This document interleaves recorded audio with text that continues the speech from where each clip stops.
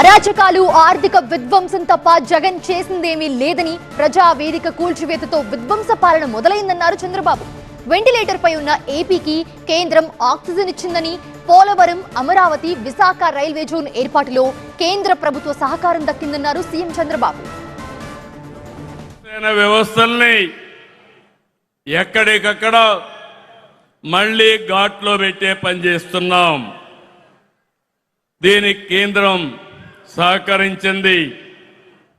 Polavaram, Amaravati, Visakhapatnam steel plant, railway జోన్తో సహా అనేక విషయాల్లో కేంద్రం అండగా నిలబడింది. ఇంకో పక్క ఎన్డీఏ పాలనలో ఇటు రాష్ట్రంలో అటు దేశంలో అనేక కార్యక్రమాలు జరుగుతున్నాయి.